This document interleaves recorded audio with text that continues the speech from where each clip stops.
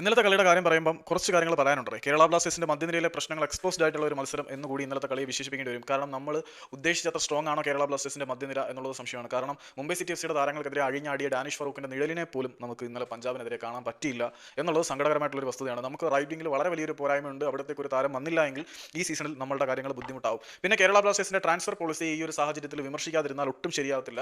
കാരണം നമുക്ക് മതിയായ റീപ്ലേസ്മെന്റുകൾ ഇല്ലാതെ നമ്മുടെ ഡൊമസ്റ്റിക് പ്ലേയേഴ്സിനെ മറ്റുള്ള ക്ലബ്ബുകൾക്ക് വിറ്റ് കാശുണ്ടാക്കാൻ നിൽക്കുന്ന നടപടിയെ ഒട്ടും പ്രോത്സാഹിപ്പിക്കാൻ കഴിയില്ല. നമ്മുടെ റീപ്ലേസ്മെന്റ് പ്രോപ്പർ ആവാത്ത താരങ്ങളെ വിറ്റഴിക്കുന്നതിന്റെ ഫലങ്ങൾ നമ്മൾ ഇന്നലത്തെ മത്സരത്തിൽ കണ്ടിരുന്നു എന്നത് വളരെ വ്യക്തമായിട്ട് പറയേണ്ട ഒരു സംഗതി തന്നെയാണ്.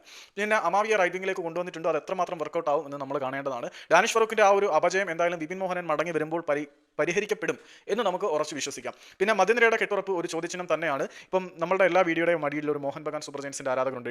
എഡ്വിൻ വന്ന് കമന്റ് ചെയ്യാറുണ്ട്. ഞാൻ എല്ലാ കമന്റും വായിക്കാറുണ്ട് കേട്ടോ. അതിപ്പോൾ പച്ചത്തറിയാണെങ്കിലും ഞാൻ വായിക്കാറുണ്ട്. അപ്പം എഡ്വിൻ ആ ഒരു മത്സരത്തിന് ശേഷം ഒരു കമന്റ് ചെയ്തിട്ടുണ്ടായിരുന്നു, ഈ ഒരു കളിയും കൊണ്ടാണ് നിങ്ങളുടെ ടീം ഞങ്ങളുടെ ടീമിനെതിരെ വരുന്നതെങ്കിൽ ഒരു സംശയമില്ല, ഞങ്ങൾ നിങ്ങളെ പരാജയപ്പെടുത്തുമെന്ന്. പുള്ളി പറഞ്ഞത് ശരി തന്നെയാണ്.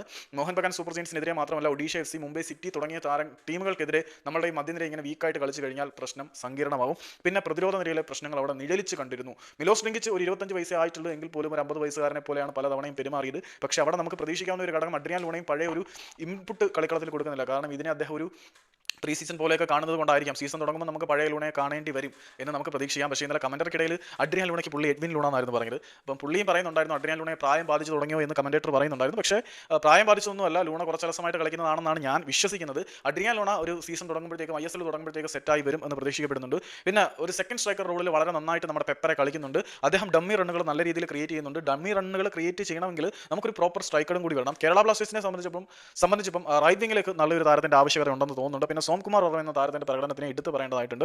റൈറ്റ് വിംഗിലേക്ക് നല്ലൊരു താരം വേണം, അതൊരു പ്രശ്നം തന്നെയാണ്. മിലോസ് ലിങ്കിച്ചിന്റെ പോരായ്മ അലക്സാണ്ടറെ കൊയേഫ് വരുമ്പോൾ പരിഹരിക്കപ്പെടുന്നു എന്ന് വിശ്വസിക്കുന്നുണ്ട്. മിലോസ് ഒരു ബാക്കപ്പായി നിൽക്കാൻ തന്നെയാണ് സാധ്യത. കാരണം ഈ പ്രകടനം കൊണ്ട് എന്തായാലും ISL ഫസ്റ്റ് ചോയ്സ് ആവാൻ മിലോസിനെ കൊണ്ട് പറ്റില്ല. പിന്നെ മധ്യനിരയിലേക്ക് നോക്കുമ്പോൾ ഡാനിഷ് ഫറൂഖ് കഴിഞ്ഞ മത്സരത്തിൽ നിറം മങ്ങി. വിപിൻ മോഹനൻ വരുന്നതോടുകൂടി ആ പ്രശ്നം പരിഹരിക്കപ്പെടും എന്ന് വിശ്വസിക്കുന്നുണ്ട്. ഫ്രെഡി ലാലമാവി അത്യാവശ്യം മികച്ച പ്രകടനം കാഴ്ചവെച്ചിട്ടുണ്ട്. സ്ട്രൈക്കിംഗ് സോണിലേക്ക് നോക്കുമ്പോൾ അഡ്രിയാൻ ലൂണയുടെ കാര്യം, ലൂണ ഇപ്പം മൈൽഡ് സ്റ്റേജിൽ കളിക്കുന്നുണ്ട് എന്ന് കരുതാം. പിന്നെ നോഹ സദോയി നന്നായിട്ട് കളിച്ചിട്ടുണ്ട്. ക്വാമി പെപ്പറെ അദ്ദേഹത്തിന്റെ മാക്സിമം പുറത്തെടുക്കുന്നുണ്ടെങ്കിൽ പോലും നമുക്കത് പോരാ.